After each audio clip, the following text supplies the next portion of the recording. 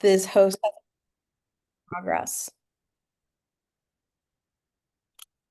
So did somebody try to start another meeting? That's what I'm about to find out. Hello, everyone. Welcome back.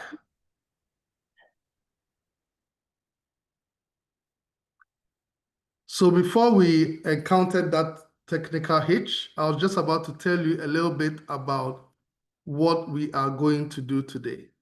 The chat is still open and you can still tell us where you're joining us from. Now, we have four big schools with us today. We have the George Washington University School of Engineering and Applied Sciences. We have Boston University's Graduate School of Arts and Sciences. We have New York University Standard School of Engineering, and we have Columbia's Engineering School as well joining us. Now, we will start by asking each school to come up and tell us in 4 minutes what their school is all about, what the exciting opportunities are, and how you can get in and what's the pathway it's like. And then once we are done with all four schools presenting in 4 minutes each, we will proceed to a panel discussion. Now, I'll try my possible best to ask all the relevant questions that will enable you to get the best out of this event. But because I'm not perfect, I know for sure that I'll not be able to cover every question. So I'll then proceed to open the floor and you will get to ask your questions as well. And then we'll bring this evening to a close. I hope that is well and clearly understood by all. I'm seeing 500 of you, over 500 of you joining, and I've seen Nelson from Isolo County, I've seen Patrick from Bomet, and I've seen Jane from Nyeri. On this note of Jane joining us from Nyeri, we know it's time to go, and we are just going to open the floor and welcome Catherine from the George Washington University School of Engineering and Applied Sciences. Over to you, Catherine. Thank you so much, Jojo, and good afternoon, good evening to everybody. I know it's later in the day for all of you than it is for me in Washington, D.C. It's about 11 o'clock in the morning for us here on the East Coast. As Jojo said, my name is Catherine Hugans. I am the Associate Director of Graduate Admissions and International Partnerships here at the George Washington University. We are located in Washington, D.C., as I've already said, which is the capital of the United States.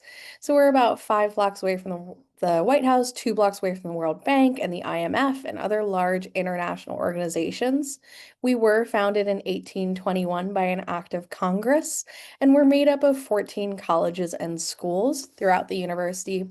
Specifically, I work for the School of Engineering and Applied Science. This is where we have 6 academic departments that includes computer science, electrical and computer engineering, civil and environmental engineering, mechanical and aerospace engineering, biomedical engineering, and engineering management and systems engineering. We do offer 11 different fields of study across those 6 academic departments, and we're relatively small for our school. We've got about 1,100 students across all of our graduate programs.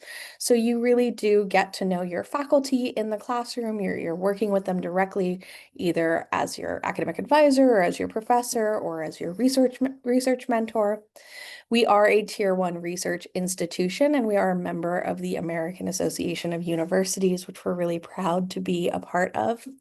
Now, our master's programs are typically 2 years in length, and they are on average thesis optional, meaning that you get to choose which you want to pursue if you want to do research during your master's degree, or if you want to be more focused on practical hands-on experience. Our PhD programs are going to be 4 to 6 years in length. That's going to depend on whether or not you are entering directly with a master's degree or not. Here you can see a photo of our campus to get a sense of where we're located in Washington, D.C. We really are centrally located, as I've already mentioned, and you can see our Science and Engineering Hall. This is the main hub for all of our engineering students in the Foggy Bottom neighborhood of Washington, D.C. This is where we have the majority of our classes. This is where we have our study spaces, our faculty offices, as well as our own career services office for the School of Engineering. and much more, including research spaces. So, along with classrooms, we also have a Class 100 nanofabrication clean room, a high bay with a strong wall and a strong floor, and some high resolution imaging suites, as well as some interdisciplinary collaborative research spaces with the other hard sciences on campus. Our School of Medicine has a cancer institute on one of the upper floors of the building. So students really get the opportunity to do collaborative work with all of the hard sciences across campus.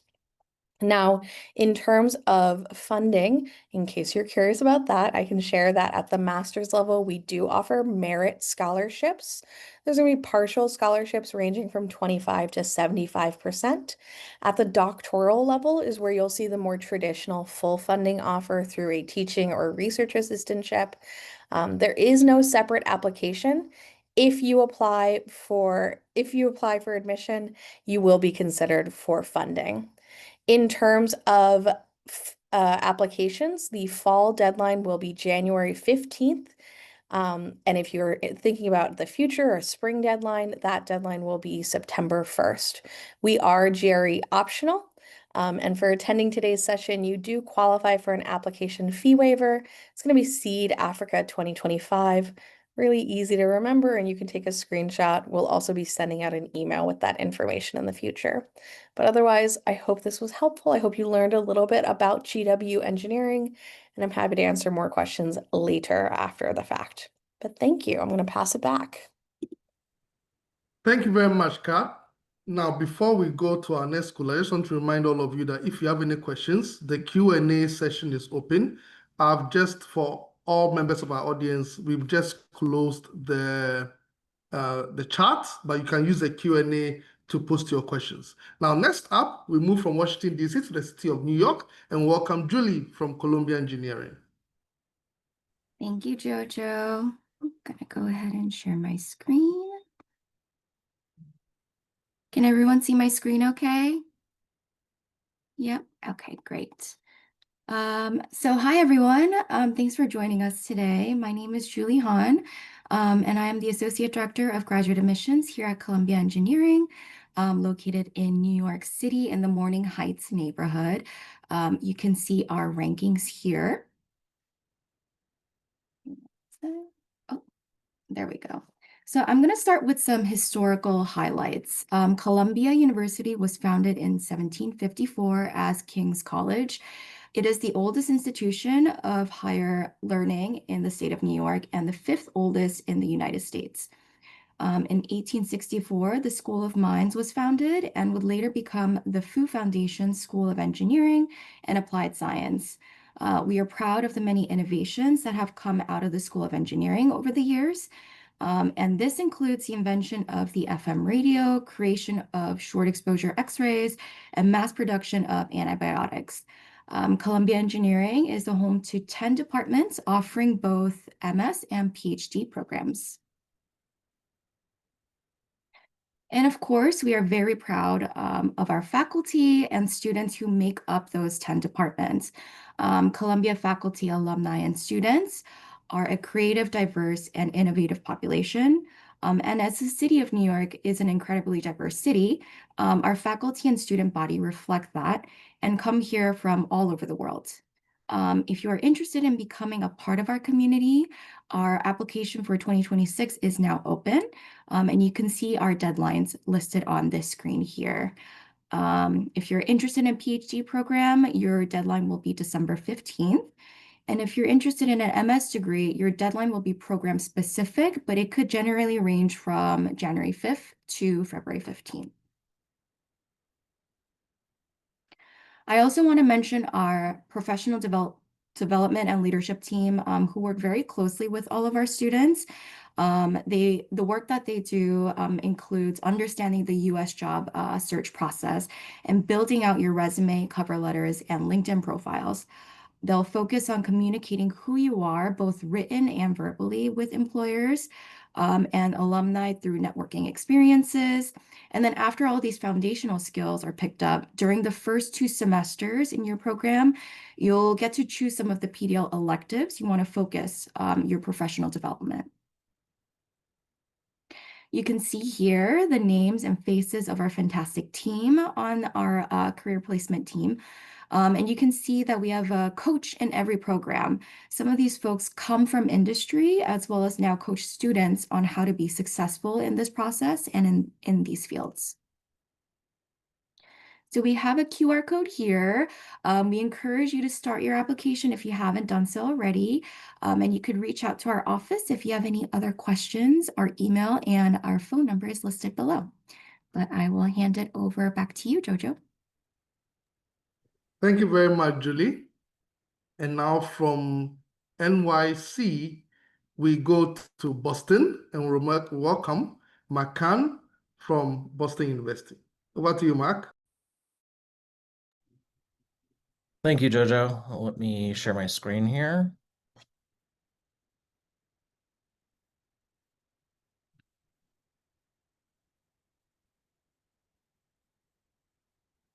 Okay. Can you see my screen, Jojo? Yes, I can. Yes, I can. Excellent. Thank you.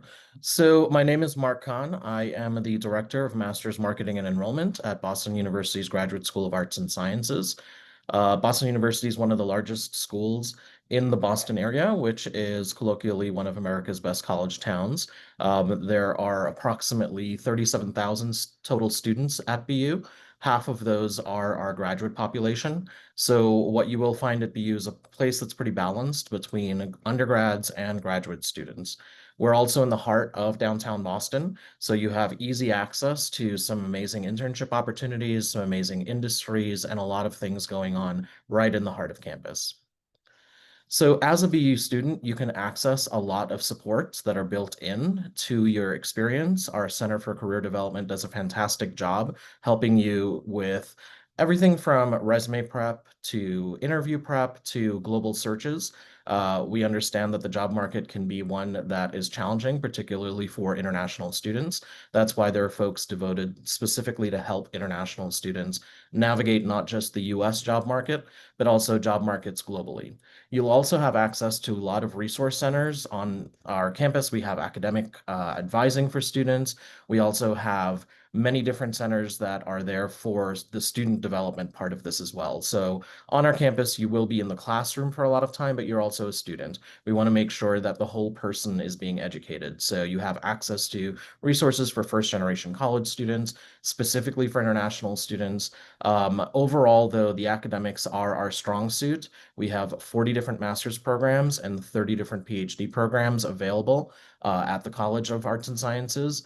We also do have a fantastic engineering school. I do not represent engineering. However, I do tell them every time that I do one of these that I'm surrounded by illustrious colleagues, so I will give them a shout out. So here is a list of some of the concentrations that are available with engineering. You can also add an internship experience to that and get a degree that indicates that you've done industry work as well. Our largest programs are computer science. Artificial intelligence has seen an uptake in applications. We also do have many wonderful economics programs, as well as statistics, biology, some of the sciences as well. So there's a lot to choose from. There's a lot to think about. However, when you're going through this process, you should definitely consider, where do you see yourself being at home? Our departments definitely do serve as a small conclave within a much larger institution. So I would want you to feel comfortable thinking about where will you be most at home. In terms of scholarships, we do offer 25 seed scholarships. Those are $10,000 scholarships, but our scholarships range up to 50%. Those 50% scholarships are harder to come by, but they are given to our most meritorious students.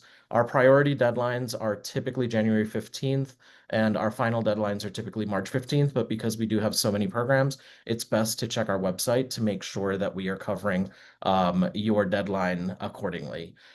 There's a lot of research on our campus. There's a lot going on. Last year, we spent about $500 million, a little over, in research on our campus across our university. There are over 1,500 research labs. Research is definitely something that's very important to our graduate students. And what I will say is it's not just limited to PhD students. So if you're a master's student and you would like to do research, you can certainly delve in at a place like BU. So thank you for your attention. Look forward to getting to know more about you guys through the application process and hopefully answering your questions later today. Thank you, Mark. And we'll return to New York City. Last but definitely not the least, Carrie from NYU Tandem. Thanks, Jojo. Yeah, I'm going to go ahead and share my screen. Hello, everyone.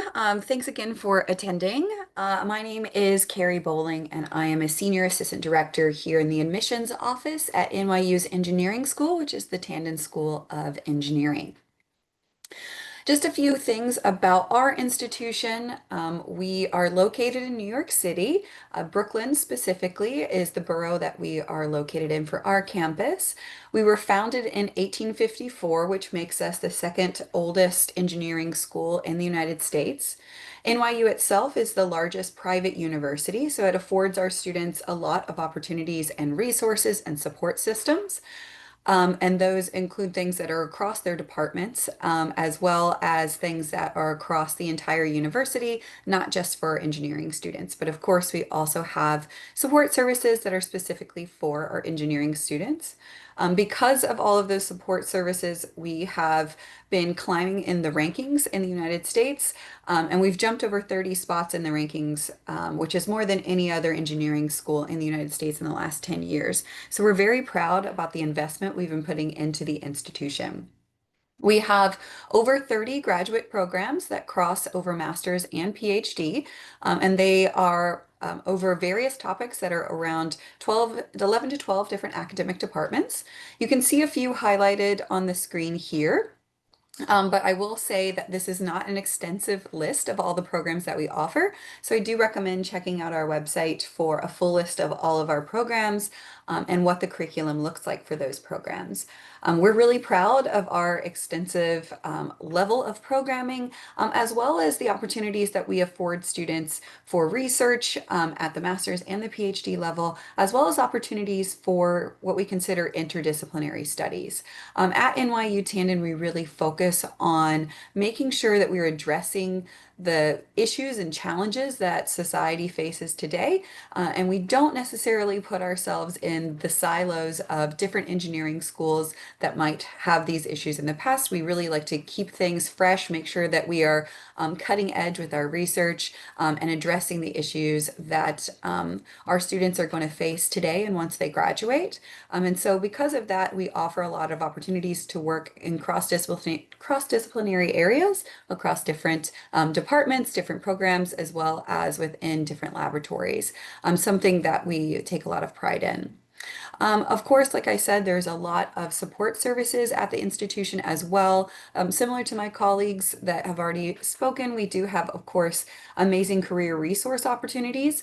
Something that we offer our students before they start in the fall is an opportunity to become a part of our Summer Career Academy, which is a virtual option where you get to work with our career staff that are specifically there for our engineering students to talk to them about the opportunities that will be afforded to you once you arrive on campus. So that way you don't miss a beat. When you come on campus day one, you'll know how to, improve your resume, work on your interview skills. And so that way you're ready to apply to any internships or any jobs that you might want to seek after graduation. Our requirements are pretty standard. Again, more information is on the website if you want more details about our requirements for our applications. We are offering application fee waiver code today as well. We will email this afterwards, but feel free to take a screenshot. We do have our deadlines for spring is November 1st. There are some applications that are still open for the January start term. If you're interested, you can check that out. But primarily, we recommend for students that are coming in the fall. PhD, the deadline is December 1st. And then for master's, there's two options, the priority deadline and the final deadline. Priority is December 1st. We do recommend this for students as you're going to be a part of the first pool of applicants and you're going to get your decision more quickly. The last thing I'll touch on is our scholarship opportunities. We do offer scholarships for students that are merit-based. These are partial scholarships that range between $3,000 and $12,000. You do not need to have an additional application for our standard merit-based scholarships. In addition to this, we do also offer students from the continent of Africa an additional opportunity. Usually this opportunity is emailed to you after you are admitted into the program, and then you can elect to apply to this additional scholarship.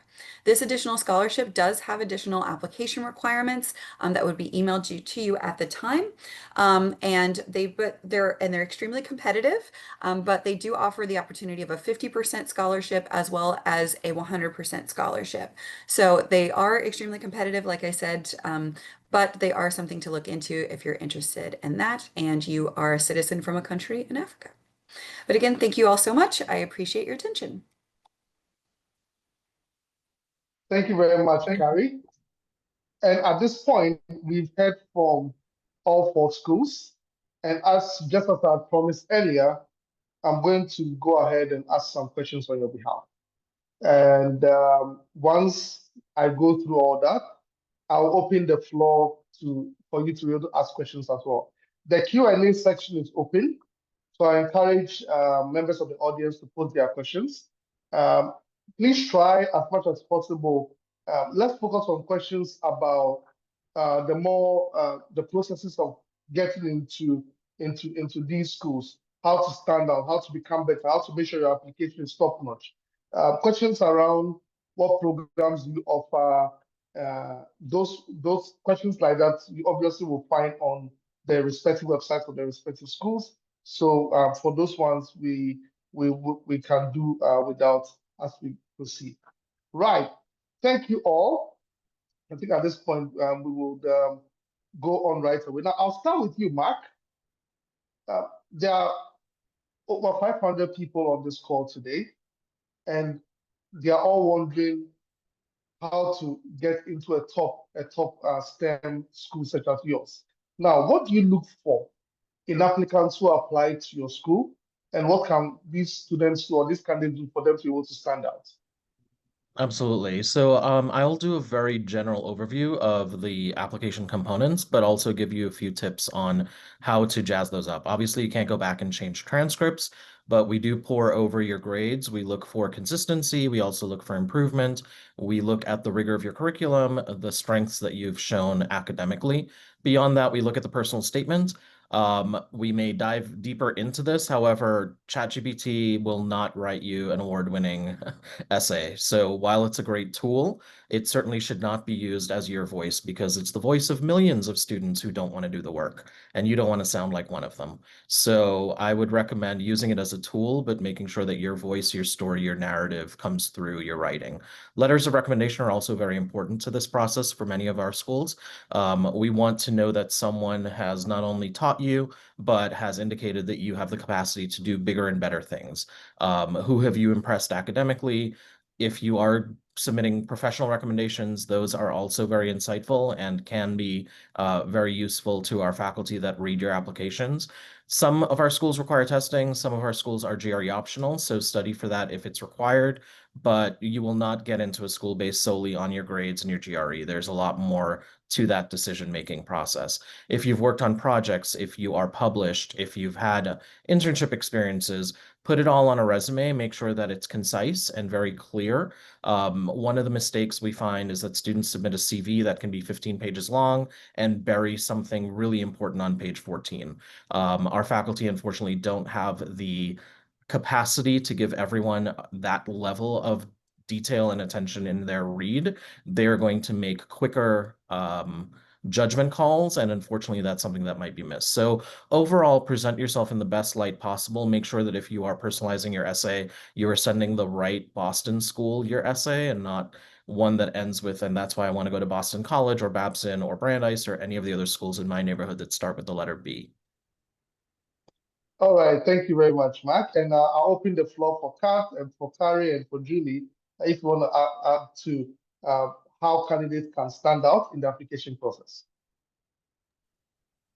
I will echo everything Mark said. I think it's also very important to emphasize like your why and articulate that in your essay and kind of show why you're passionate in applying for that specific program and that specific school. Absolutely, absolutely. Now, that's great. Now, I mean, moving on right away. At this point in time, there are some candidates who are looking to apply using their undergraduate certificates and transcripts. Um, and we also are aware, I mean, from the presentations earlier, that some schools are GRA optional.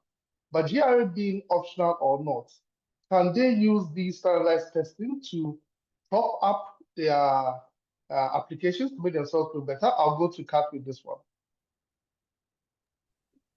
Yeah, so that's a great question. And what I would say is that pay attention to the language of the requirements. If GRE is mandatory, you have to do it and you have to submit those scores. If they are not required, most likely that means that even if you submit those scores, they will not be looked at. And then if they're optional, it means that it truly is up to you to decide whether or not you want to submit those scores to the university if you want them to be considered as part of your application. So what that means is that if you don't submit them, no harm, no foul. It's just not part of the review process. If you do submit them, they become part of your application and we can't ignore them. So make sure if you're submitting them that you're doing very well, that you're proud of these scores, that you want us to see them. The worst mistake you could be is that you just send them along because you think we should have them and then you didn't do quite so well. We can't ignore that. We'll usually post what our average GRE scores is, what we're looking for if students are interested. You can always ask an admissions office. But what I would say is that when students choose to submit it, when's a good time, is if there's some other aspect of your application that potentially you're concerned is a little weaker, that you're looking to provide additional context. That might be if maybe you struggled at one point during your undergraduate studies, you had a bad semester, your GPA might not be quite what you want it to be. Submitting strong quantitative scores can really help you.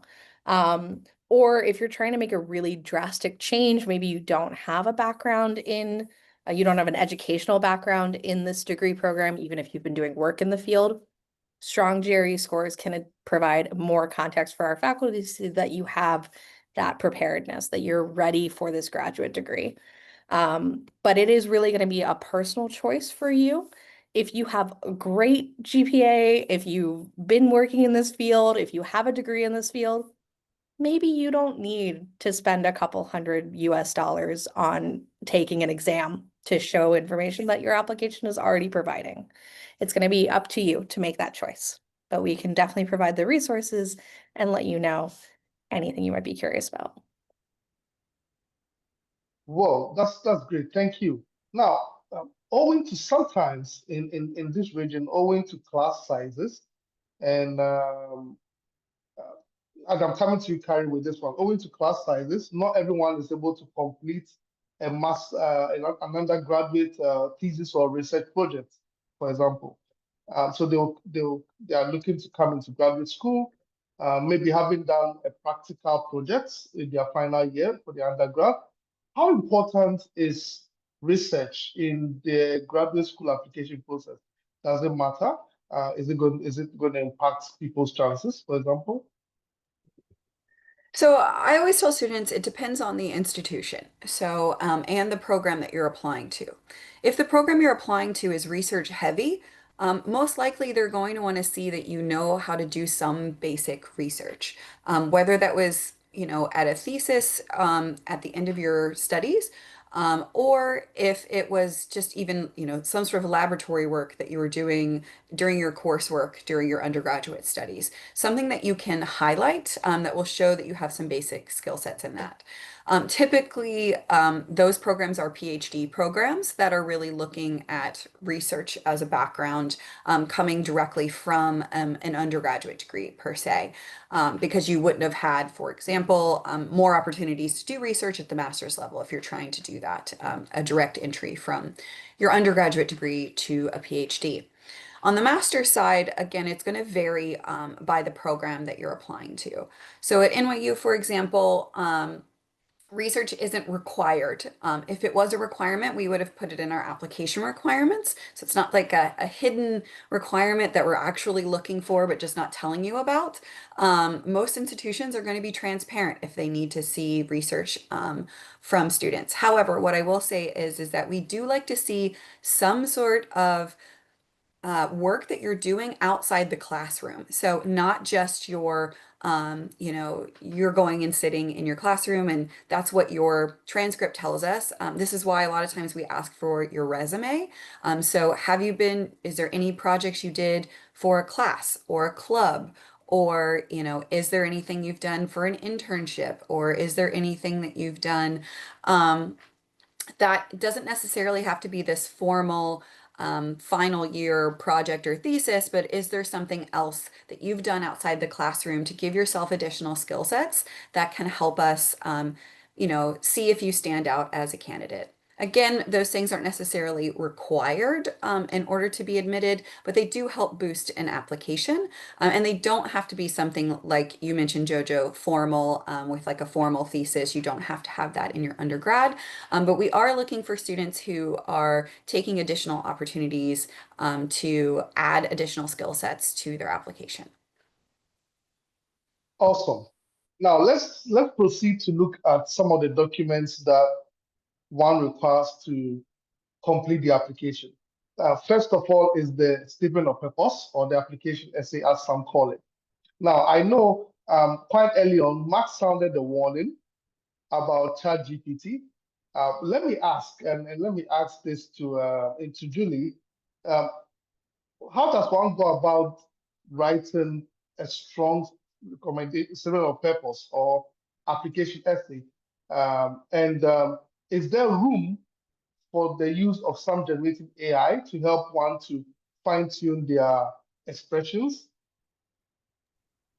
I think Mark said it so perfectly before, right? This is your time to kind of show us who you are as an applicant, and you can't really get that from ChatGPT, right? So, I would say tell us your why and why you're passionate for the program. And really, this is your time to tell us why you are the ideal applicant. I would say a big pitfall in your applicant's statement of purpose is not editing. So make sure, again, to address the correct school. So if you're applying for Columbia, don't say that, you know, thank you, Harvard or Princeton. You would be surprised how many times we see that in reviewing applications. And then beyond editing, I would say being too generic or including or not including why you want to attend the specific program can be a common misstep. But yeah, if anyone else wants to chime in. Does anyone else want to add to this one? Okay, so that settles it, and members of the audience, obviously, please note that this is you putting your best foot forward. This is you telling your story in the best possible way. Anything that sounds generic will not necessarily tell your story in the best way possible. So take note of this. Now let's talk about interviews. Considering the fact that candidates who will be applying to programs that require interviews will be interviewing remotely. Now, do you have any tips for candidates like that in terms of preparing and in terms of putting up their best performances at such interviews? I'll go to you, Kat, with this one. Yeah, I can provide a little bit of context, but then I might be passing it off to Carrie because I think she might be the only one who requires interviews for her programs. For us, I would just say interviews don't happen for most of our applications. The only times that a GW engineering applicant might be asked to do an interview is if they're applying for a PhD program and the faculty decides that they want additional information. It's very rare, but my advice would just be very standard. Make sure that you are presented well, make sure that your background is neat and clean. That you're in a place where there's not a lot of noise, where you can actually present a professional, you know, vision and you can actually hear them, and that your internet connectivity is strong. You don't want to, even if it's a virtual interview, it's still it's still a professional interview with an admissions team. You want to make sure that you are presenting your best foot forward. And Carrie, I don't know if you want to add anything onto that, if you have any other information. No, because we don't also actually require it. I think there is maybe somebody on here that does. So for ours, it's the same thing. So for PhDs, we may require an interview, but right now we don't require that for the master's level. There are some programs at NYU that have additional application requirements outside of our standard application requirements, and those things would require like a portfolio that you would send with your application, but it would not necessarily be a live interview. But again, if you were a PhD, select PhDs would be contacted if they need to have additional information and have an interview. But like Kat said, putting your best foot forward, answering the questions to the best of your ability, and talking about, your particular area of research is going to be really key in a PhD interview. I don't know. Is there somebody else? Mark, Julie, do either of you require? Julie is one. Yeah, so we require a video interview for all of our MS applicants. So I will say don't over prepare. Go over your resume before the interview so you could kind of incorporate, who you are as an individual, what you've accomplished thus far. If you want to highlight any projects, any research that you've done, this is the time to do that. And I think a video interview is a good way for us to kind of see who you are as an applicant. Make sure that, the background is appropriate. We don't want to see like a mess in the back. And then also like the questions that we ask, it's not super serious. It's not like what does ethics in academia mean to you, right? It's fun. It's more like what's your favorite food? What did you read over the summer? So I think don't script it. Don't ask ChatGPT because we are able to tell if it is. But yeah, that's my advice. Yeah, and ours are in our invitation only. However, the other pieces don't just go online and Google what are the interview questions because you may prepare for something that we may make a very strategic, nuanced change to, and you're answering the wrong question. So we've seen that as well. All right. I mean, that's well noted. You have all the tips covering this. I want to go on and talk a bit about, because I've seen quite a number of questions coming through the Q&A, a bit about post-study career opportunities. And I'll start with you, Kat. Now, can you elaborate as in the most comprehensive way on the visa options like CPT and OPT for STEM graduates? Are there any opportunities for students to stay in the US after they complete their degrees with you? Yeah, of course. So if you do end up going to the United States to pursue your graduate studies, you'll most likely study on what's known as an F1 non-immigrant student visa. To do that, once you're admitted to a program, you'll work with that school to receive a Form I-20, which is a government document that has all of your biographic, programmatic, school, and financial information. You'll apply for your F1 visa, ideally receive it, and then be allowed to come to the United States. When you get that visa, you and the US government are entering into an agreement that your main purpose for being in the US is to be a student. What that means is that there will be some restrictions put in place as to when and where you can work. Typically, during the first year of your program, you are not allowed to work off campus, but you can get a job at the university as a part-time admin officer or as someone in the library or the dining hall or the gym, things like that. After you've been in the program for a year is when all F1 students become eligible for CPT. CPT is curricular practical training, and that's what allows F1 students to work off campus to get experience in their field of study at an internship or a job at a company in the US. And if it's not the school year, so if it's maybe summer break, you can work more than part-time. You're allowed to work full-time or more and get that hands-on experience then. After you graduate, F1 students become eligible for OPT, optional practical training, and no matter what your degree is, everyone is eligible for at least 12 months of OPT. Some students in select STEM programs, so science, technology, engineering, mathematics, qualify for the STEM OPT extension, which means on top of that 1 year, they can extend for an additional 2 years. So a total of 3 years of work experience in the US after graduation while still maintaining a student visa. This is a benefit that we want to provide to students so that they can get that practical experience. And that's what, after that, those 3 years is when you would maybe talk to an employer about H-1B, return home, start a new program, anything of that sort. So there's lots of opportunities to get that work experience. I know there's been, news stories and headlines about H-1B this fall. I would say, one, keep in mind, you probably would not be ready for H-1B for at least 5 to 6 years at this point. Policies might change. There's already been clarification coming out about that drastic headline that came out this fall about the $100,000 a year.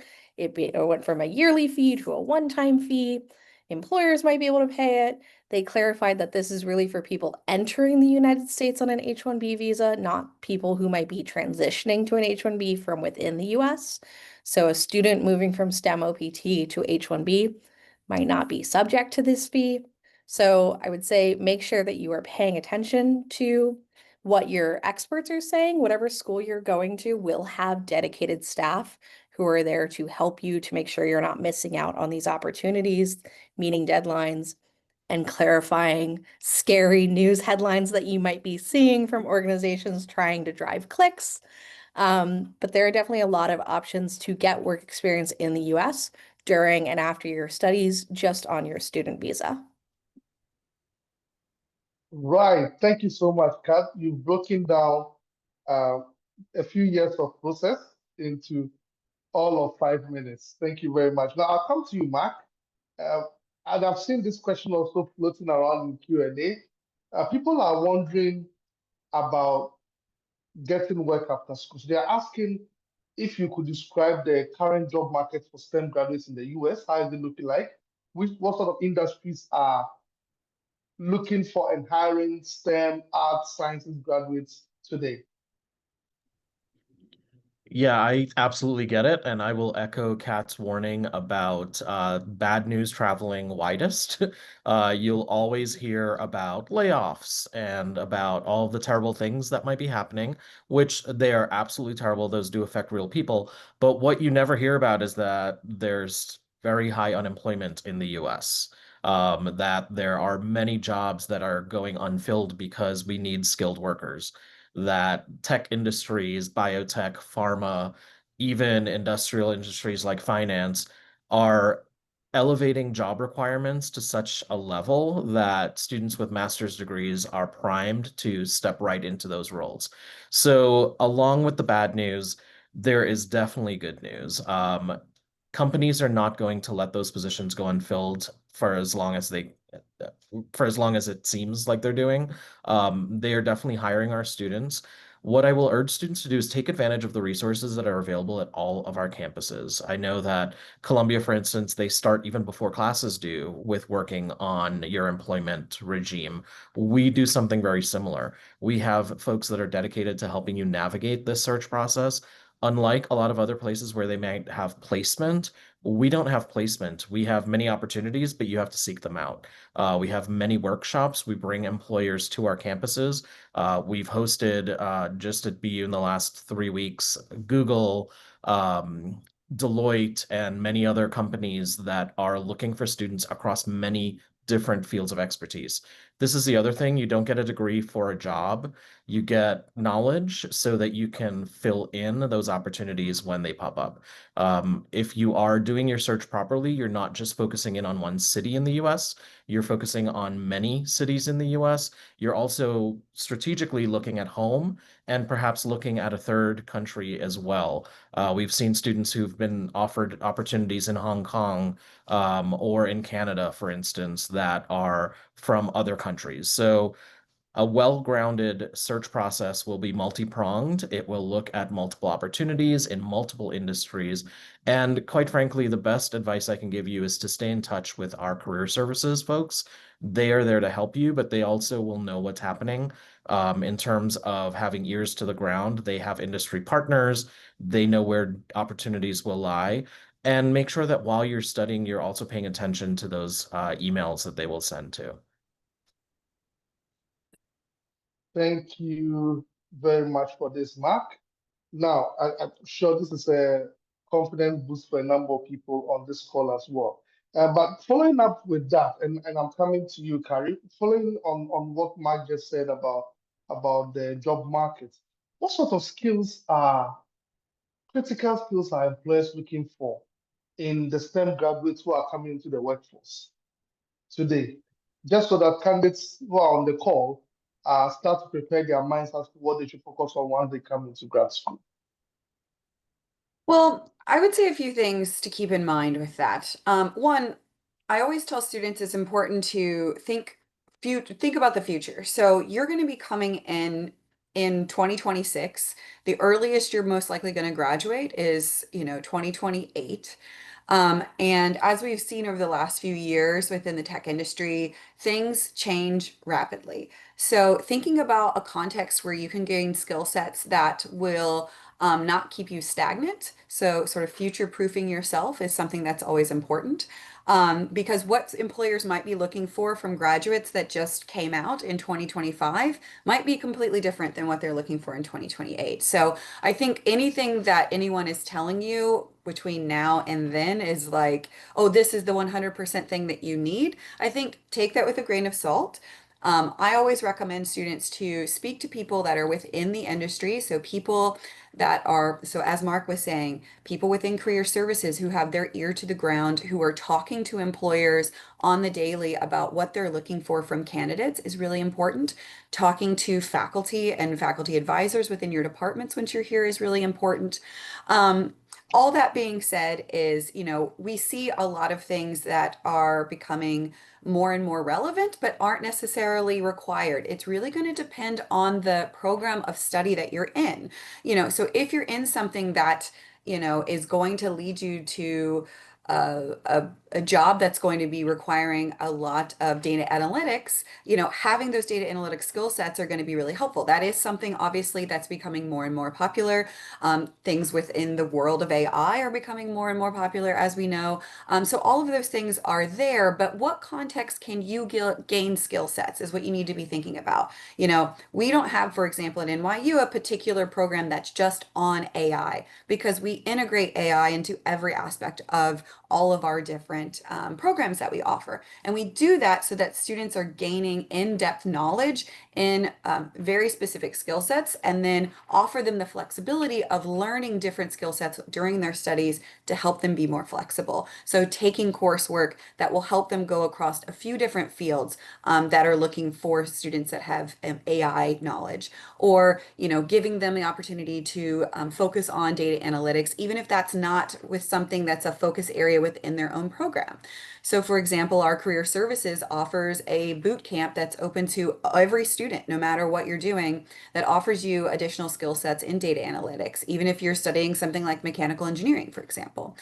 So what I would say is that preparing to come into the program, there's nothing you need to necessarily have at the ready. But what I would say is to come in with a mindset of thinking about how can I utilize my resources to figure out how I can gain as many broadening skill sets as possible to help sort of future-proof myself when I come out in 2 years. Technology is ever changing. How many skill sets can I give myself so I can be more flexible to apply to various different job opportunities that are going to be available to me, and maybe even some that I didn't even realize were available to me. And that I think is going to be the work that you need to do as a student during your studies, is figuring out those skill sets and utilizing your degree to the best of your ability. Awesome. Now, I'm still going to stay in the area of post-study career opportunities because I know for quite a number of people on this call, that's a really critical matter. Now, let me come to you, Julie, and this follows up on what Mark said and what Carrie just said. Now, today, um, given this perception of a tightening job market, and I say perception because there's a lot of bad news traveling, and what resources or programs does your school offer to help students not just secure employment, but at least to get a start in the employment search process after they graduate? Yeah, so as I mentioned before, we have a whole dedicated team. So Columbia Engineering offers a dedicated grad career placement center, and this is strictly for career development with employers. So connections between recruiting events, resume and interview prep. So we will assist and really train our students to nail that interview. We have on-campus recruiting and like AI career platform for job listings. We also have resume reviews as well. Great, great, great. Does Yeah, anyone Jojo, want to also share? Yes. I'll just add to something that both Julie and Carrie expertly handled, but we also have amazing networks, and it's one thing to develop the skill sets. It's another for no one to know you have them. So, like Julie mentioned, recruiting fairs and events like that, you have to go, you have to show up. As Carrie mentioned, you have to be nimble and you have to be flexible. But if you have those skill sets, you also need to tap into the amazing resources of our networks and all of those partners that we're bringing to campus. We're putting in front of you as students. So it's very important to attend those and to make sure that you are prepared because every interaction is a job interview. So making sure that you attend those events, our campuses are full of them, but students have to take advantage of them. We can only do so much to lead horses to water, right? So we want to make sure that you're taking advantage of the networking too. Thank you. Thank you very much, Mark. This is great to know. And still staying with you, Mark, I do host quite a number of similar events also for business schools sometimes. And there's a lot of talk about leadership being relevant for business school candidates, for business school graduates. Uh, but when we come to STEM, is leadership a relevant trait for STEM graduates in today's competitive world? If yes, how can these STEM arts sciences kind of showcase their leadership ability when they are applying to school or when they graduate and they are looking to interview for potential jobs in the future? Yeah, I think this is a great question and a very important attribute that sometimes goes unstated. I think when it comes to the application, what we're trying to draw out are all of those positive attributes of leadership without explicitly saying that you have to run every organization at your university or that you have to do all of the projects and you have to be the team lead. What we're looking for are students that are going to engage. And one of the best ways for students to highlight this on their application, yes, absolutely the resume. Tell us what you're working on. Tell us what opportunities you have stepped into in a leadership capacity, but also the people you're impressing, your recommenders. Your recommenders will let us know if you're a natural born leader or if you're someone who's a go-getter. In the business world, this is absolutely something that's crucial, but we're not just looking for all type A personalities, right? We are looking for people who know how to step back, who know how to assess, who know how to mitigate situations that others may be flummoxed in. If they are go-getter leader types, they may miss the mark. So there's room for both. However, all of those positive attributes of taking on leadership roles, very important to highlight in your application because we do want students that are going to step into those roles. All of our institutions have multiple clubs and organizations, many opportunities for students to be vocal, to add to the tapestry that is our university. So we are looking for leaders, but we also want to find out from your application specifically what you've done, what you've taken on, and where you see yourself going in the future. This is another way to go back to what Julie was saying about telling us your why. What are your aspirations and what have you done in your undergrad career that kind of highlight that you're moving in that direction? That's very important for us to know. Thank you very much, Mark. And I'm coming back to you, Julie. So I'm just wondering, for quite a number of people on this call, I'll say majority, I say that advisedly, uh, coming to school in the US may have been the first time they're stepping outside of Kenya, having lived, gotten educated in Kenya most of their lives. Now, let's talk about cultural adjustment. Now, what are some of the common cultural challenges that you've seen students face, or you've seen graduates, students face, and how can they overcome them when they arrive in school and they arrive in these big cities or these small American towns to attend graduate school? Yeah, I mean, common challenges might be adjusting to the US classroom, right? And workplace communication norms. It could be navigating networking and job search cultures, right? Homesickness is a big thing. Time zone and relationship strains with, family abroad. That could be a common challenge. I would definitely advise to use the campus resources.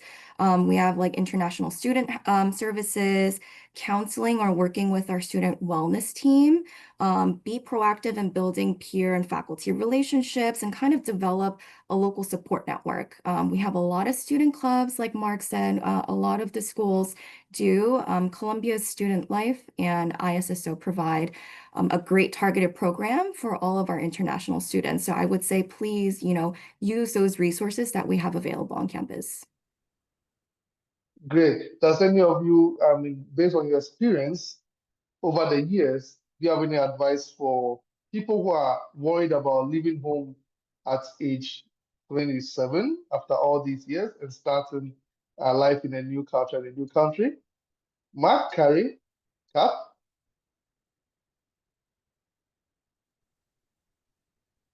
Yes, I'll Mark. start. The weather is going to be different, probably. As Jojo can attest, whenever I go to Africa, I sweat because I'm accustomed to the cold. But that can also be a challenge, but there's an excitement. And I know some of this is all trepidation, but everyone is going to be just like you. They don't know any better, so you're all in the same boat. And I think having that level of camaraderie, just because someone might be from Cameroon or Canada or not Kenya, you can still have friends that are going through the same thing. We're all human. There are many people in our community that want to embrace you, that want to make sure that you're doing okay, but sometimes it is challenging to navigate the resources. So I would say align with everything that we are offering, but make sure that you're staying informed. Talk to folks if you are going through anything. We have many resources available, but again, we want to make sure you're tapping into it. But some of the challenges, I will say, adapting to American small talk. We actually talk about the weather and we mean it, really cold out today. Yeah, because it's weather and it happens, but that's how we start conversations in the US. So just paying attention, maybe watching some horrible reality TV shows to get a sense of what people will be talking about because small talk is going to be very important and sports are going to be very important. And unfortunately, we do not watch as much football, other world football. We watch American football, cricket, non-existent out here. So you're going to have to watch some random stuff, but it's okay. You're here for a cultural learning experience just as much as you are for an academic one. Great, great. Thank you very much. Now, let's talk about, we've talked about career opportunities postgraduate, but some people may have a different direction that they are looking at. Entrepreneurship. I mean, what support or resources are available on campus for students who are coming into graduate programs and they are looking and hoping to be entrepreneurs in the STEM field? Do you want to start this one, Julie? I'm so sorry, my audio cut out again. Can you repeat that, Jojo? Oh, so I was talking about the entrepreneurs in the room who are looking, instead of coming to the job market after they graduate from Columbia Engineering, for example, they are hoping to start their own business. And I'm asking about support or resources that are available on campus for students who are looking to be entrepreneurs like that in these STEM fields that they are pursuing. Yeah, so we have an extensive entrepreneurship resource on campus. We work well with the business school as well, so including entrepreneurial institutes. We have incubators, maker spaces, entrepreneurship centers, and events, lots of events. We offer mentorship for our students, and we have pitch competitions, which is super popular. We also have connections to VC and corporate partners, which is going to be a huge benefit to our students that are really looking onto the entrepreneurship route. We have business programs, and so use the university incubators and access technical market mentorships is my advice. Yeah, but resources like this are available to all of our engineering students. All right. Thank you very much for that. And I think that these resources are also they're also similar across some of the other campuses. But this is the last question I'm asking is coming to you, Carrie. So I'm just wondering, I've seen some PhD questions in the Q&A, and I'm just wondering, do you recommend folks coming from undergraduate studies to come straight into a PhD? Or maybe it will be more helpful if they come into an MS program first and build some rigor from there. So it really depends. And I would say too, for students who are ultimately interested in a PhD, it's important to look at the requirements for each individual school. Some schools and programs will require you to have that master's degree. So ultimately, that's going to be partly a part of the deciding factor. But if your institution, like NYU, does allow direct entry, there are a few things to consider when thinking about a PhD. One, that you're going into that PhD because that is what you want to do. PhDs are 4 to 6 years. It is extensive, extensive research. You will be working with faculty very, very deeply and extensively for that time. So it is for students who want to do research, who want to end up in laboratories, who want to do that moving forward with their career. If you're not wanting to do that, if you're wanting to move into a different type of industry and research is not necessarily the focus you want to have, then a master's degree is probably the route that you want to go. I think sometimes students get confused about which route to go because they aren't necessarily thinking about the end, so where you want to end up. And that is something that's really critical. I think students get distracted by the fact that a lot of PhD programs are fully funded and offer a lot of scholarship opportunities in comparison to the master's degree. So they think, oh, I'm just going to apply to that PhD. They're going to provide you very different skill sets. So, one, I think that's really important. Now, if you know ultimately that you do want to end up in a PhD and that's what your final goal is, and that, it's going to take you to give you the skill sets that you need for your career post PhD, I think there's a few things to consider about whether or not to do that master's degree or not. One, if you don't have any research experience at all from your undergrad, faculty are probably going to want to see that coming from someone in a bachelor's degree because they want to make sure that you are ready to go. So if you don't have that experience, or maybe you're switching from one particular field in engineering to another, getting a master's degree is going to provide you base skill sets that you're going to need.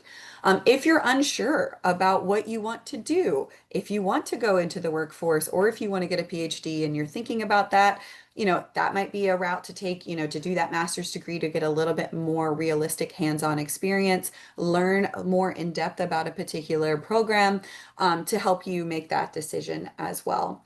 The other thing I'll say to students is that if you're just not sure if you're qualified to study at the PhD level from an undergraduate degree, and if you actually need that master's degree, a lot of institutions can work with you. If you email the admissions team, we can always get you in touch with an advisor within the department that works with PhDs, and they can talk to you about your background in depth and say, okay, actually, we recommend that you start that master's, because that's going to be much more of an individual conversation, especially with international students that are coming with various academic backgrounds. So that's what I would typically recommend for students. Thank you very much, Carrie. That's very comprehensive. Now, enough of me asking the questions. I'm going to go into the Q&A and pick some of the questions. So there's a question from Lavan Emmanuel. Hello, Lavan. How are you? So Lavan is asking, and I'll start with you on this one, Kat. Do universities prefer work experience before applying for masters, or apply straight after completing one's undergraduate degree? Do you have any preferences? Are there any advantages to either working first or coming straight into school from your undergrad? What do you think, Kat? Yeah, that is a great and very common question. What I would say is what I think my answer almost always is. It's going to it's going to depend on your individual background and your interests. There is no age restriction as to when a student can pursue postgraduate studies. Some students know straight out of undergrad what they want to do next. They know that they want to get a master's degree in this specific area They are prepared, they're ready. That's very common. Some students might not know that much. They might still be thinking, they might be looking for more experiences, they might just need a little bit of time. Maybe you're a little tired of school. You've been in it for 4 years. From speaking from personal experience, I took about 5 to 6 years between my bachelor's and my master's program before I applied to graduate study because I didn't know what I wanted to do when I was 21 and finishing my bachelor's degree. I needed to get some work experience under my belt, really figure out what I was going to do with my life. I entered a whole career that I had no idea I was interested in as an undergraduate student. And so my master's degree is not something I would have applied for when I was 21, 22 years old. And that additional time really helped me to figure things out.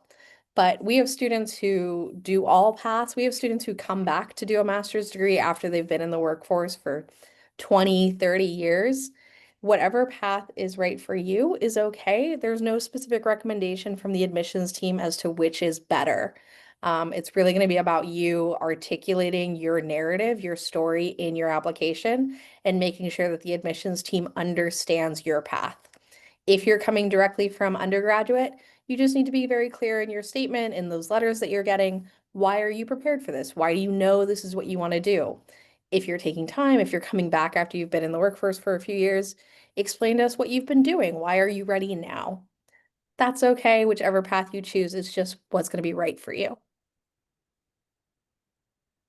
All right.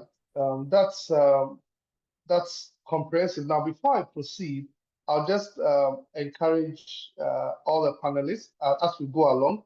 Feel free to repost because I'm getting a lot of questions about the waivers. Feel free to repost the waivers or the waiver processes um, in the charts for the benefit of the audience. But let me go to a question from Harun. So Harun is originally asking about work study opportunity, um, looking at it as a support for whatever funding that he has. But let me ask about the whole idea of studying whilst working. Um, is there an opportunity? How do students navigate that process if they want to hopefully work and study on campus? And are there opportunities on campus for students to pick up on-campus employment, for example? I can start this with Julie, and then Mark can come in.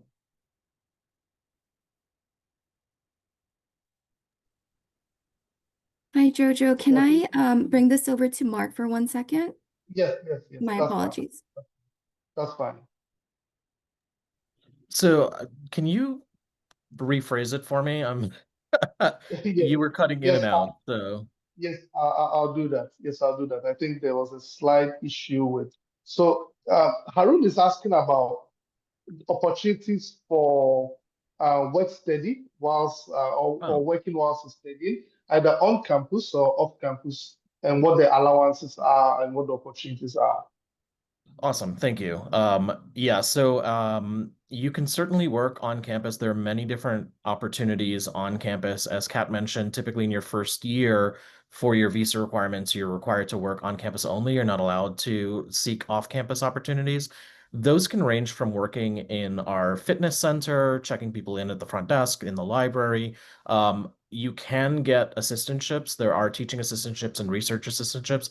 How you get those at all of our institutions will vary. For instance, at BU, we will not allow first semester students to take on those responsibilities because we want to see how they perform in the classroom first. Faculty will typically want to see grades before they sign on to let someone in their lab touch their shiny objects, that sort of thing. So they want to know who they're working with. Beyond that, there are, after that first year, off-campus opportunities, internships that are available. Many students typically will do stuff over the summer. You're prepping for those in the fall.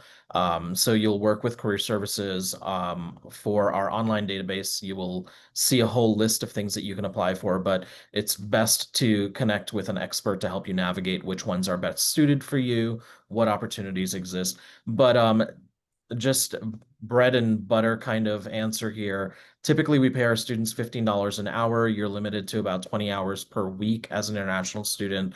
And after that, the opportunities do escalate quite high, particularly for PhD students who may find industry-specific internships over the summer that are pulling on their research abilities. So it really is a wide variety, but even if you check out our websites, you can see what student employment opportunities may exist to kind of get a better sense. Hopefully that answered the question. Yes, it does. Yes, it does. And I'll quickly go around the table because Henry is wondering about English because he says, because Kenya is English speaking, will we still require language tests for language proficiency? And I'll go around the table because I know this will vary from university to university. Maybe Mark can tell us first since your microphone is on.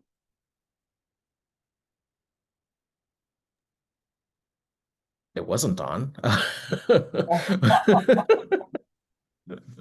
But we waive English requirements for any student who is educated in English, if English is the primary language of your instruction, and that's something that's readily accessible. If you are from certain countries, we have an exhaustive list on our website for how we go about waiving that. But for the most part, if you are educated in English, it will be waived for you.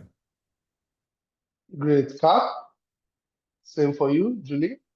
Yeah, for GW engineering, we waive based on the country that you've studied in. So I can say that if you've earned your prior degree in Kenya or will earn a degree before you begin your studies in Kenya, then it will be waived. If you've studied elsewhere in the region, it may or may not be waived. You can always email my office to confirm. It's also listed on our website. But for Kenya, you're good.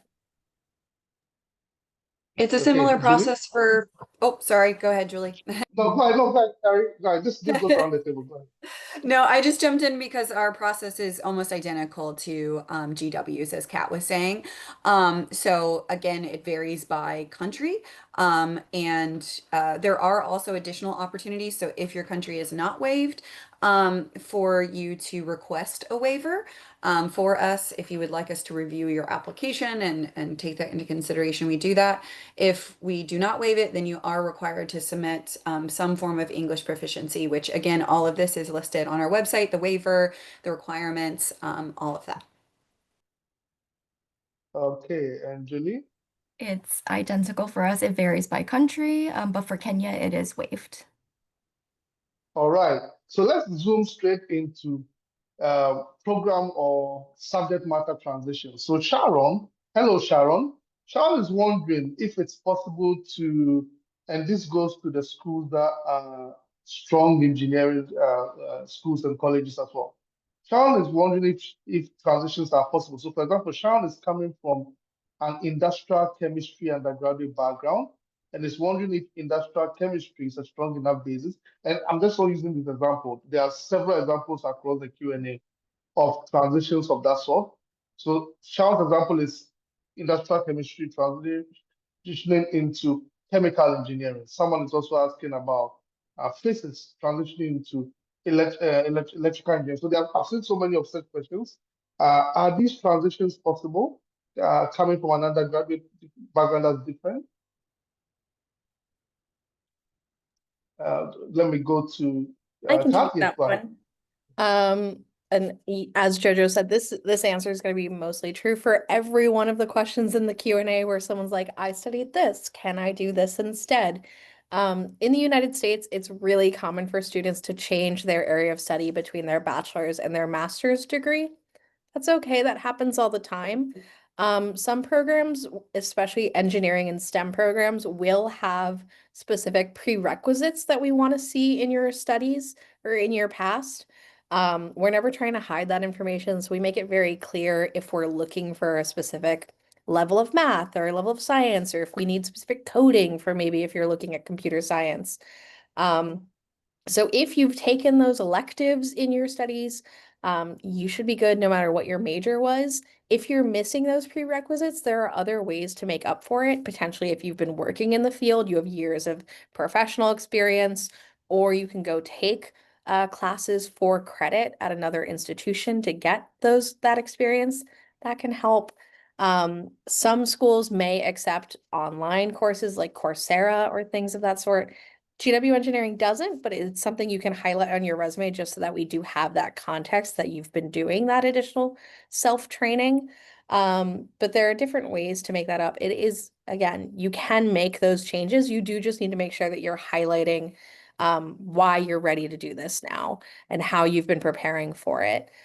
Some programs you may be admitted with a prerequisite requirement, a condition where you have to take a class in your first semester to get up to par with your classmates to have the necessary background.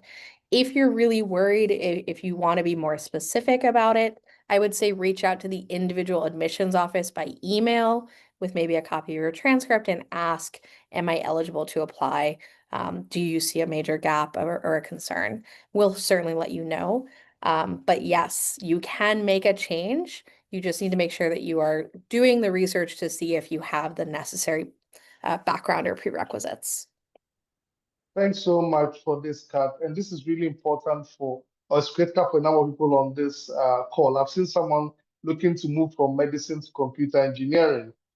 So it's really critical that this is done. And to members of the audience, you would have noticed by now that we have posted all the fee waiver processes that are available into the charts.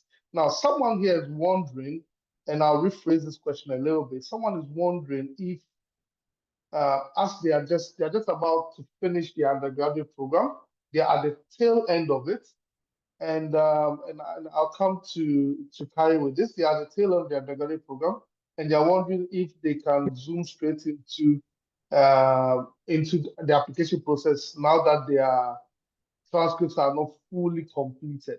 And because they are just rounding up the final semester, they know if they should have it before end of the year, but they are wondering what advice we have. Should they go ahead right away and start to apply, or they should hold on for a bit? Sorry? Yes, so this is a common question that we get from students. So most universities in the US, they allow students to apply for a program while they're in their final year of their undergraduate studies.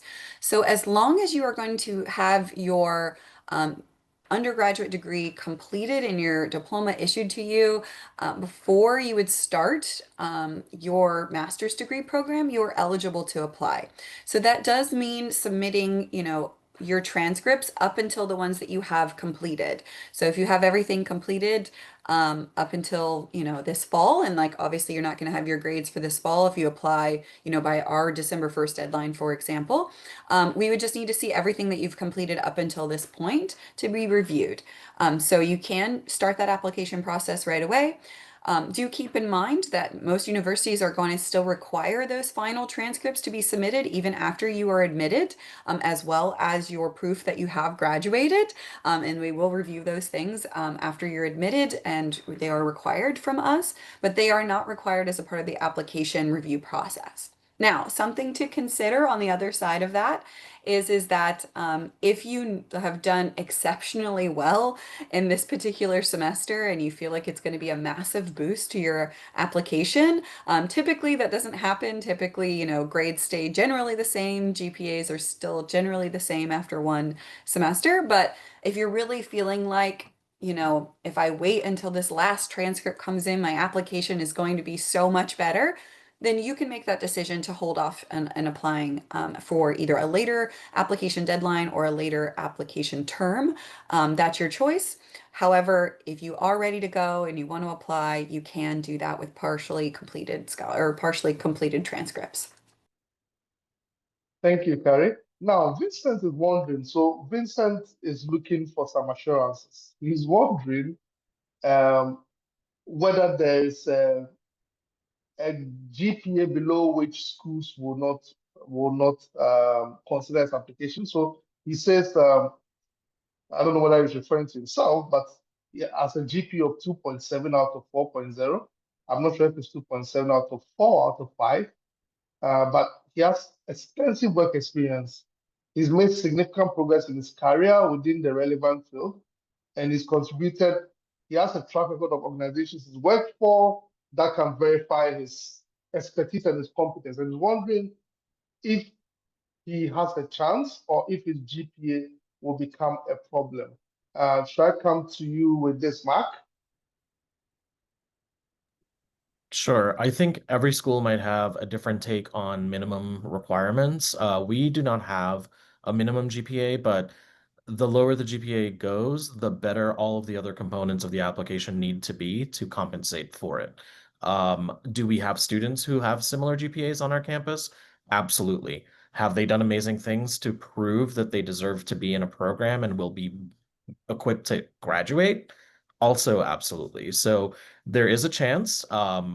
It may vary how slim it is on our campuses, but at the end of the day, we're looking at the whole package. We're not just focusing on the GPA, especially depending on how many years removed Vincent is from his undergrad career. We will see what he has done most recently as proof that he is capable. The difference here, however, is if there are prerequisites, if there are academic prerequisites, and he didn't do well in those, there may be concerns that he won't thrive when the demands are even harder. So again, we would have to look at the entire application to make that determination. But at the end of the day, we definitely have room for students whose academics are not the strong suit, especially if they were from a while back. Okay, so thank you very much, Mark. I think Vincent will find this assuring, and I've seen others with similar questions on the group as well. Now, Valentine has a much broader question. Okay, so Valentine's question is about the fact that he is still in his undergraduate. He hasn't yet left school.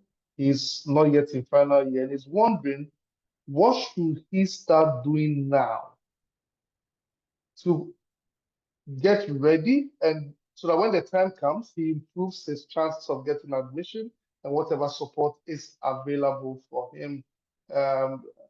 Carrie or Kat, Julie, any of you can go first on this one. So Valentine is thinking about the future 2 years ahead. Yeah, that's a great question. I would say that probably one of the biggest points that I would say to recommend, other than obviously doing well in your classes as you're continuing in the program, would be to start developing your relationships with your professors. You know, once it gets time to your final year and you're ready to apply for your graduate studies, you want to be able to have a deep bench of potential professors that you could reach out to write those letters of recommendation. You want these to be people who know you personally. You want these to be people ideally who are within the field that you want to pursue.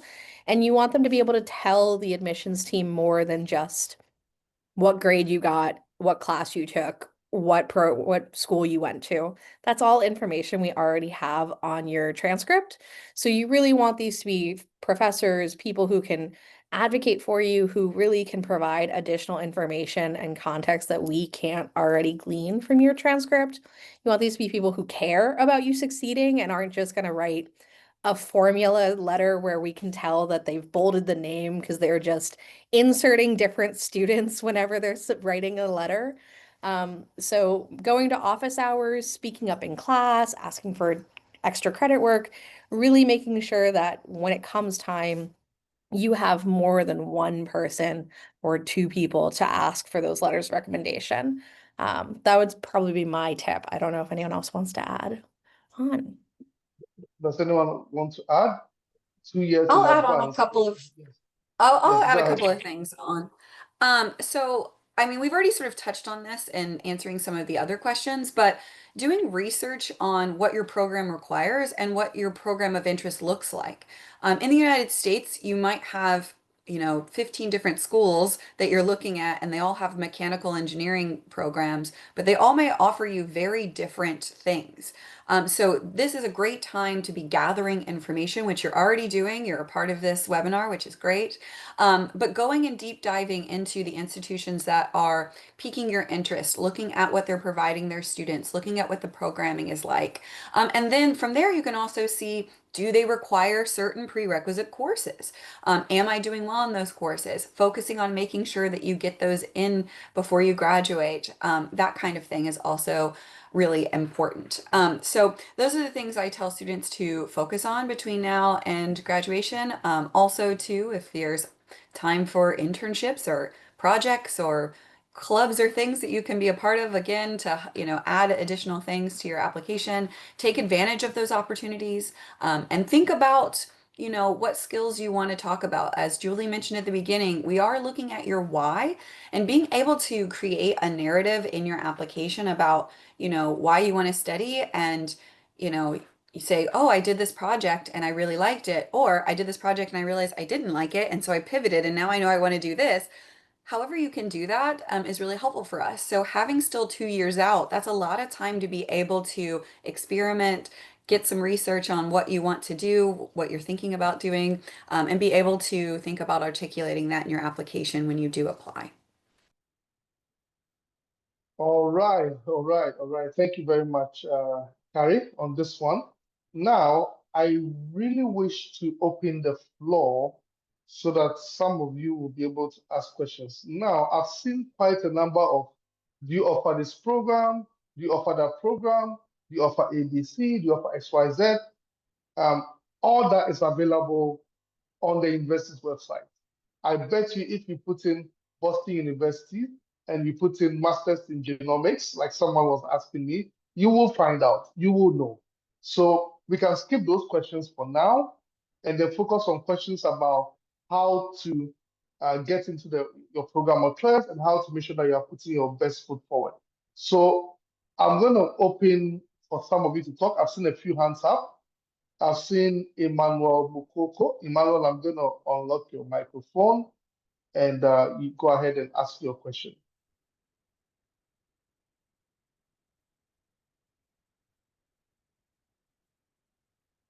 Okay, so Emmanuel isn't ready. We will go to Brandon Mitika. Hi, Brandon Mitika. You can unmute your mic now. Yes, go ahead, Brandon. Hi everyone. Hi, Brandon. Kindly speak up so we can all hear you. Thank you. Hi, am I audible? Hi, Brandon. Hi, go Hi, ahead. can you hear me? Yes, we can hear you. Just speak up a little bit more. Oh, okay. So my name is Brandon, and so I was concerned about the undergraduate studies. I was asking if maybe there's some scholarship. Brandon, sorry, I have to take you off. Let me just clarify that yes, while today's session is focused on mostly graduate level studies in engineering, technology, arts, and sciences, please note that each of these universities also have undergraduate programs. So I will encourage you to just visit their website and search for your program of interest, and you will be able to um, to um, to look for a program of interest and possibly start an application process from that. So definitely, whilst it's not the topic for today, note that it is available and you can always look for them on the website and pursue them. Now, let me go to Koske. Koske, are you available to speak? Koske?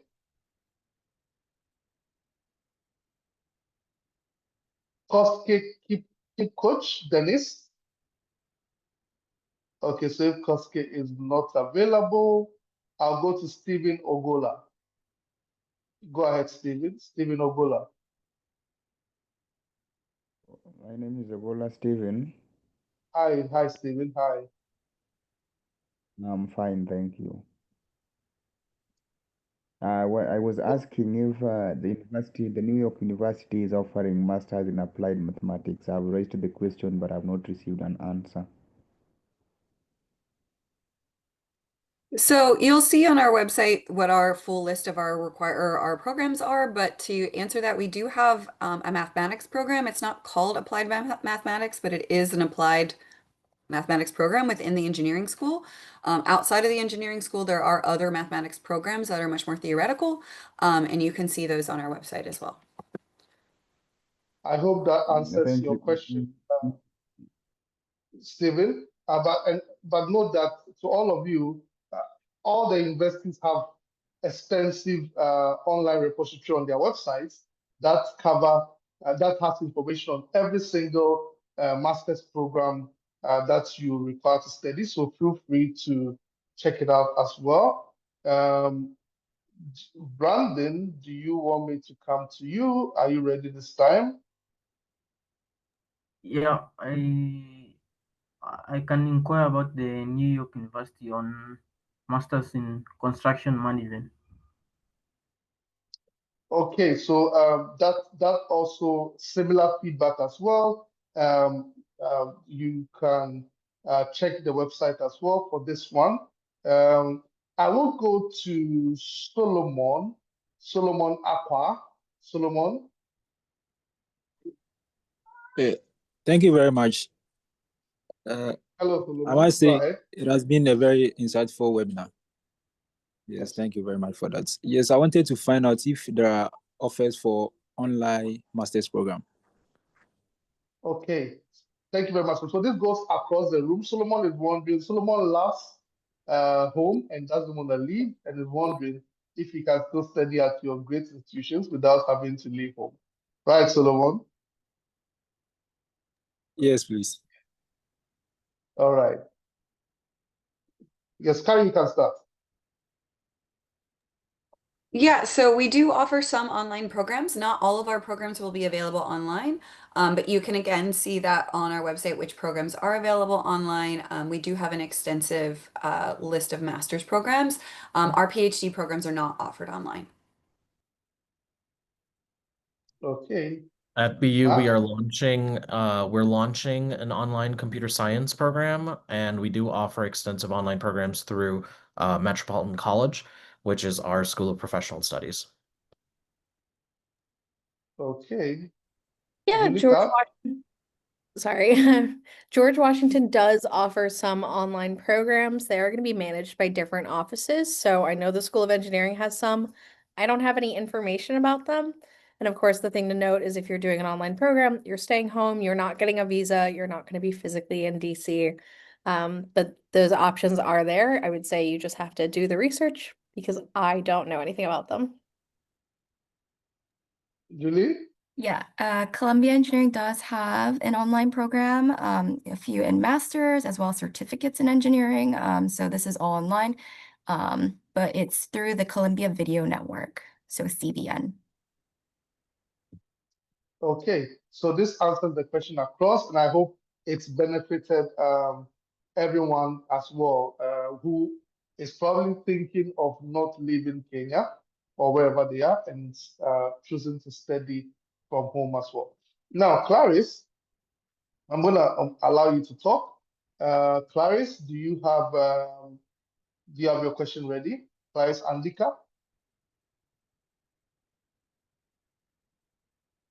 Go ahead, Clarice. I think Oh, any other question? yes, Brandon. Yes, go ahead, Clarice. You can talk now. Go ahead, Clarice. Okay. Thank you for the opportunity. This is a very insightful session and I've gained a lot.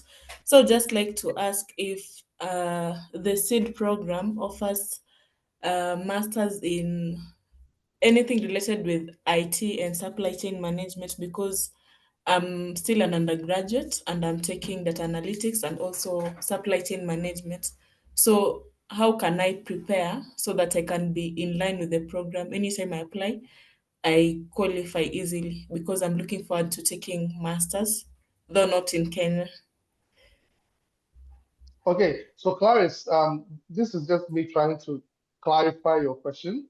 You are currently in your undergraduate program. You are studying supply chain management, if I got that right. Yes. And your interest is in analytics, Yeah, sure. data analytics. So I'm sure all across the table there are data analytics opportunities available. But let me to help you to get the most out of this question, and I throw this to the table. So at this point, Clarice isn't working or studying in data analytics. She's studying in supply chain management, and she hopes to come into a program in analytics at one of your schools. And she's wondering what she should be doing now to get ready for such a program. Does any of you want to tackle this? Because it will be a switch for her when it's time from supply chain to data analytics. Yeah, I can start. So we actually do have several different programs that are aligned with data analytics. Our biggest one would probably be our Masters of Science in Statistical Practice, which also has a logistics track within it. What I would advise you to do is to develop your math skills. So we would want to see higher level math courses, algorithms. We would want to see linear algebra, perhaps, so beyond calculus, and dabbling with programming or coding. Python, any of those things would help your narrative to show that in addition to what you've studied in undergrad, you are prepared to do well in an applied stats or data analytics program. And similar to many of my colleagues here, BU does have several schools that have different iterations of analytics. So you'll want to make sure you're applying to the right program that's for you. All right, great. Does anyone have more advice for Clarice as she gets ready? Okay, so let's move on then to Samuel Omacha. Hi, Samuel. You can ask your question, Samuel. Samuel Omacha. Yes, Samuel Omacha. Hi, Samuel. Hi. Hi, how are you? I'm good. How are you too, Samuel? I'm fine also. So, my question is, I wanted to ask how long are you supposed to take after you have done your undergraduate so that you can qualify for a master's degree? And again, are you allowed to have a part-time study or is just full-time? That's the second question. And the third question is the last. I also asking if you have any master's degree in relation with education, because actually I took I have undergraduate degree in education science. Those are my questions. Okay, so someone is wondering how long does one have to wait after their undergraduate to start applying for their masters? And then when they do, is there an opportunity for him to study part-time? Then the last question will most likely go to Mark about education. Or Mark, you want to tackle everything?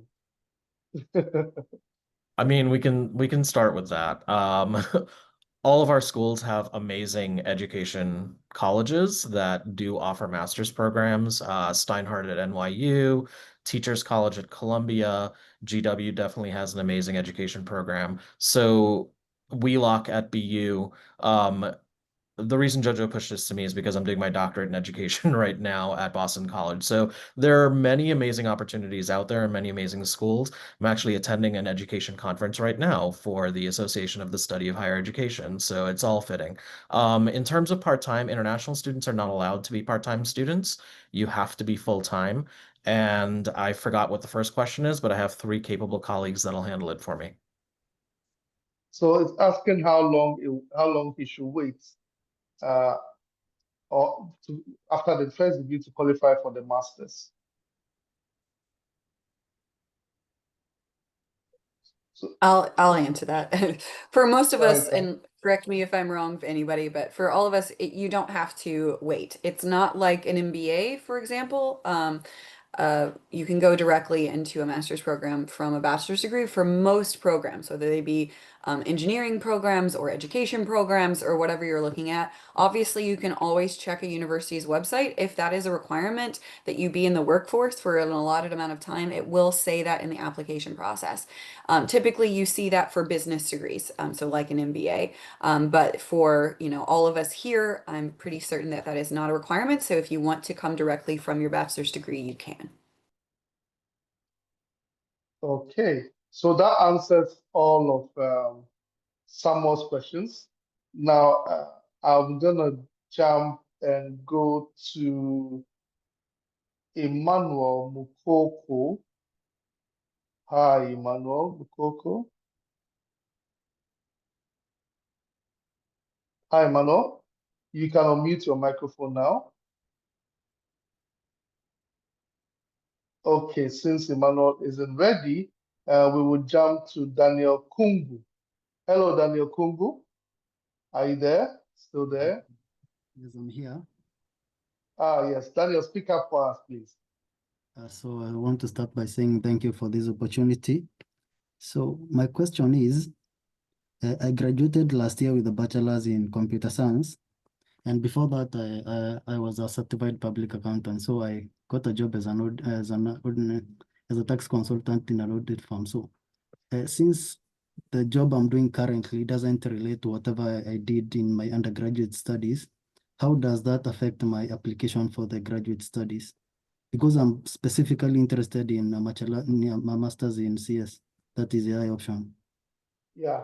So that's an interesting one, Daniel Kungu. So Daniel, basically, you graduated with a degree in computer science, Yes. ended up working in accounting, tax to be precise.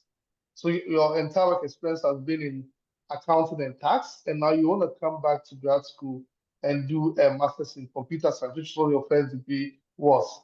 Kat, do you have any advice for Daniel? Because he's quite concerned. Started with a degree in computer science, worked as an accountant, but he's looking to come back and not do an MBA, but do a master's in computer science. Yeah, I mean, as we've talked about already, we're going to be looking at a holistic review of your application. We'll be looking at your transcripts, your resume CV, those letters of recommendation, statement of purpose, any test scores. If you have a prior degree in the subject matter that you're applying to, we can definitely see how you've done academically. And then you can certainly use your resume to highlight anything you've been doing related to CS, maybe alongside your job. If there's anything in your job as an accountant that might not be obvious to us that you've been using your education for. But I would say you most likely have the academic requirements if you're trying to go from CS as an undergraduate to CS as a master's, even if maybe you've been working in a different field in the in-between time. That's okay. That happens. And then just again, being very clear in that statement, why are you ready for a graduate degree now? What do you want to do with this master's? How is it going to fit into your goals? And then I would say reaching out to people in the field of CS to write those letters of recommendation, even if it's reaching out to an old professor to be like, I know it's been a little bit. Do you remember me? I took your class. This is how I did. I'd love it if you could write this letter for me, just so that we have somebody within the field who can speak with authority about your ability to succeed in the program. Thank you very much, and I hope, Daniel, that this puts your concerns to bed.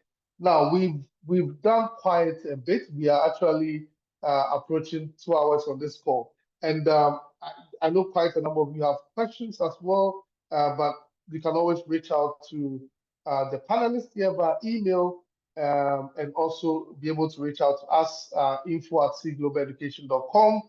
However, before I round this up, I'd like to go around the table and ask each of you to give one last major advice to members of our audience as they prepare to start their graduate school application.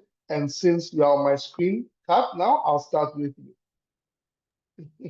Yeah, I would say if you're thinking about studying in the United States, you are already doing some great things by attending a session like this today. And I would say doing some additional research, whether it's going to the different websites of the schools that you're interested in. We're never trying to hide information from you. We make it publicly available. We want you to know we post those resources for your benefit. So again, I saw a lot of questions about, do you offer to this program? What are the requirements? What are the deadlines? That is all publicly on our website. So doing that additional research, finding that information for yourself, and then not forgetting that the admissions offices are there to help you. So if you truly can't find something on our website, sending us an email, scheduling a meeting with our team. We want to assist you through this process. We want to welcome you on campus in the fall or in a year or two. So just don't forget that we're here to help, and we make all of our information right there at your fingertips, publicly available. All right, and I'll go to Julie next.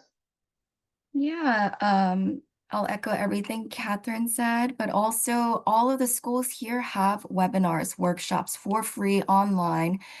We have them often, so please take advantage of that. Do your research. My biggest advice is to approach your application with authenticity. Take time to understand each program's strengths and identify what your interests are and how they align to the programs. And really highlight, the work that you've done so far, the projects that excite you, and really highlight those, experiences that demonstrate your ability and your passion. But yeah, if our programs resonate with you, please apply. There are helpful links in the chat, so feel free to open those. But yeah, I can pass it on to whoever wants to take it. Yeah, Carrie can go next. Hi, everybody. The last piece of advice I always give students is I know that it can be intimidating to apply to universities outside of your own country, outside of maybe what you're used to, and it can feel overwhelming. You hear, the 4 institutions that are here are quite globally recognized, and it can seem daunting of like, oh, do I have everything that I need to have to get into one of these institutions? And what I would say is that don't count yourself out. I've seen too many times where students uh, don't apply because they think that they can't get in. All of us here are giving you application fee waivers. So your application is, there's no monetary thing that you're losing with this. It's just a little bit of time to curate your application. And to put your best foot forward, as Julie said, being as authentic as you can, and doing that and letting the committee decide if you're a good fit for the program. And if you are, you are, and if you're not, you're not, and that's just what it is. But what I tell students is don't count yourself out. I've seen that too many times, and you'd be surprised. We have students with various backgrounds. As Mark was highlighting earlier, we see students with GPAs below a 3. They tend to be a little bit more rare, but they are students that come to our campus because they put in that application, they explained, what else they can bring. We want a diverse group of students with diverse backgrounds and experiences because we really believe that having that diversity will help everyone in the classroom have the best education possible. So don't count yourself out. Have faith in yourself, work through your application, put your best foot forward, and go from there. Right, and Mark to take us home. Yeah, my advice echoes all three of my colleagues. I think Kat mentioning the importance of doing your research, getting to know your programs, Julie's with authenticity, and Carrie's also. What I think it culminates to is we're trying to get to know you. We are trying to get to that narrative that tells us why you deserve to be on our campus and why we would be stupid not to admit you, right?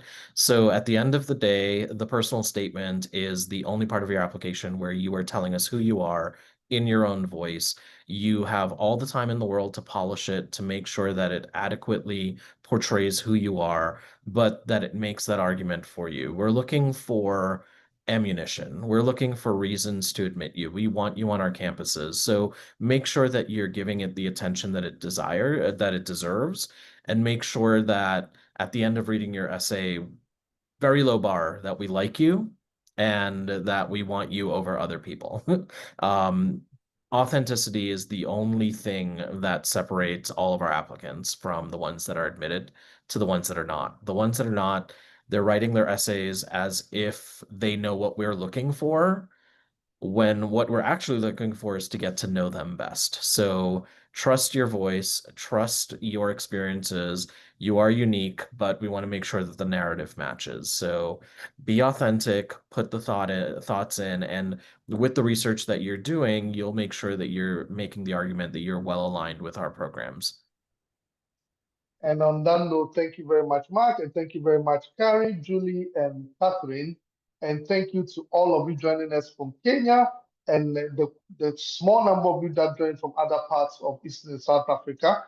We really appreciate your time on this call. I hope you've been inspired. Note that if there are any programs of interest, check the university website, search for them.